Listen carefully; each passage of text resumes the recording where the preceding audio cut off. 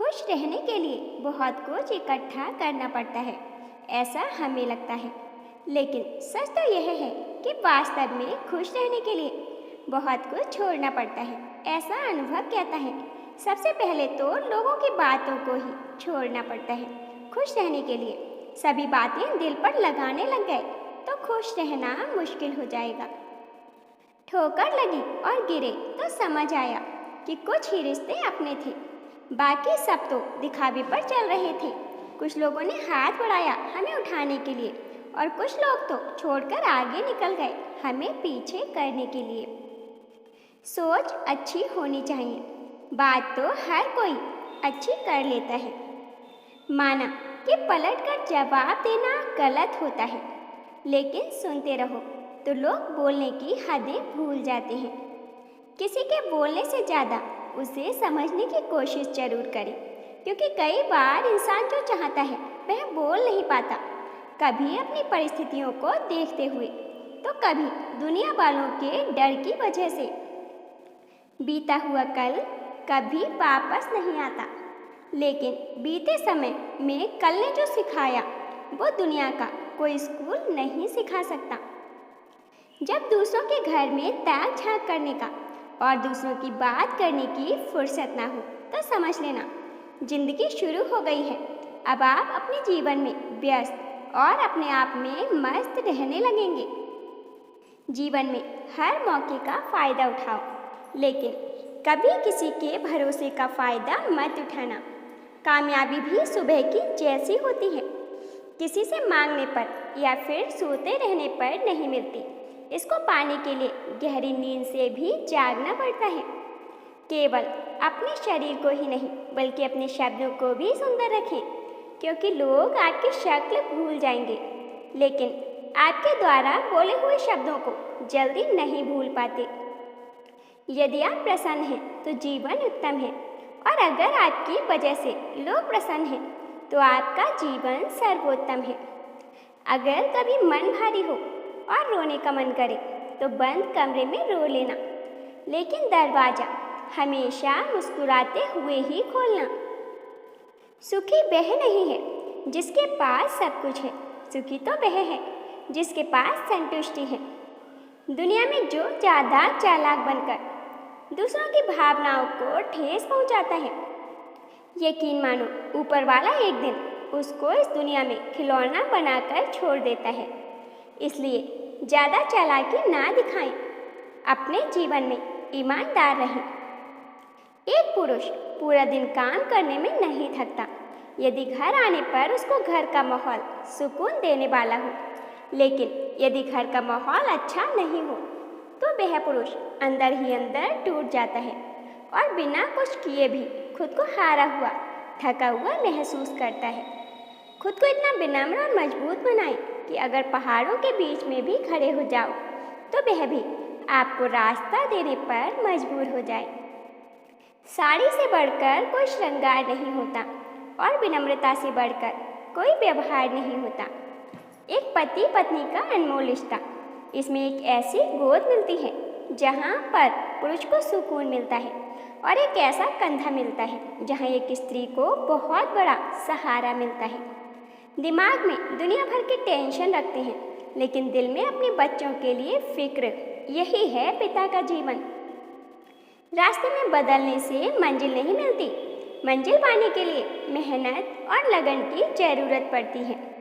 जब लोग आपका साथ छोड़ दें तो समझ लेना भगवान आपको मजबूत बनाना चाहते हैं, अपने जीवन में आने वाले हर मोड़ के लिए। मनोविज्ञान के अनुसार लड़कियों को दूसरों को सलाह देना पसंद आता है, लेकिन कोई उनको सलाह दे यह बात उन्हें बिल्कुल भी पसंद नहीं आती। एक औरत अपने पति का व्यवहार अपने पिता की तरह देखना चाहती है, जो कि बहुत सारी गलतियां करने के बाद भी हंसकर माफ़ करने में देर ना लगाते हो। आजकल लोगों से ज़्यादा अहमियत मोबाइल की हो गई है। लोग गिरते हैं तो देखने वालों को हंसी आ जाती है, और मोबाइल गिर जाए तो जैसे जान ही निकल जाती है।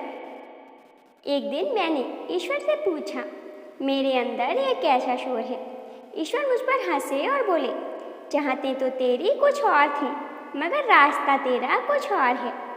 इंसान की सबसे बड़ी हार तब हो जाती है जब उसे पता चलता है कि जिन रिश्तों को वह साथ लेकर चलने के लिए बीच राह में खड़ा रहा, आगे न बढ़ा, वही लोग तो अपनी राह बदलकर कब का उससे बहुत आगे निकल चुके हैं। अच्छा स्वभाव कैसा होता है? जो हमेशा हमें दूसरों से प्यार और सम्मान दिलाता है। असंभव को भी संभव सिर्फ हमारी सोच ही बना सकती है, क्योंकि हम जैसा सोचते हैं वैसा ही करना चाहते हैं। कोई कुछ भी बोले, लेकिन अपने मन को हमेशा शांत रखना, क्योंकि धूप चाहे कितनी भी तेज क्यों न हो, समुद्र को कभी भी सुखा नहीं सकती। जीवन में थोड़ा बेपरवाह होना भी जरूरी है, क्योंकि परवाह करते करते हम कहीं खो जाते हैं। अपने रिश्ते में विश्वास को बचाने के लिए हर लड़ाई लड़ना जरूरी नहीं है। कुछ लड़ाई छोड़ देना भी शांति का रास्ता है। किसी का रंग रूप देखकर उसकी फितरत का अंदाजा नहीं लगाना चाहिए, क्योंकि अक्सर वफादार और अच्छे लोग सादगी में ही रहते हैं। इसलिए लोगों को रंग रूप से नहीं बल्कि उनके व्यवहार से पहचानना शुरू करें। जब बुरे दिन आते हैं तो बुद्धि भी घास चरने चली जाती है। इसलिए तो अक्सर समझदार लोग कहते हैं कि इंसान बुरा नहीं होता, उसका वक्त बुरा होता है। बुजुर्ग परिवार में नमक की तरह होते हैं। जैसे नमक से खाने में स्वाद बढ़ता है, इसी प्रकार बुजुर्गों का परिवार में रहने से परिवार में संस्कार बढ़ता है। इसलिए भोजन में नमक और परिवार में बुजुर्गों का होना बहुत जरूरी है। स्त्री के पास सबसे बड़ा खजाना उसका वफादार पति होता है। चलिए अब अपना रास्ता ही बदल लेते हैं। जो लोग हमसे दूर होना चाहते हैं, हम खुद उनसे दूर हो लेते हैं। तजुर्बा कहता है, जहाँ मोहब्बत हो और इज्जत ना हो तो धीरे धीरे मोहब्बत भी खत्म हो जाती है, लेकिन जहाँ मोहब्बत कम हो और भरपूर इज्जत मिल रही हो तो धीरे धीरे मोहब्बत अपने आप ही बढ़ने लगती है। पुरुष कोई भी दुख सहन कर सकता है, लेकिन घर में उसकी पत्नी और माँ के बीच लड़ाई झगड़ा होना उसकी आत्मा को निचोड़ देता है। पुरुष काम करके इतना नहीं थकता जितना वह अपने घर के माहौल से थका हारा महसूस करता है। समझदारी इसी में है कि हर समझदार को समझने दो कि उससे ज़्यादा समझदार और कोई नहीं है।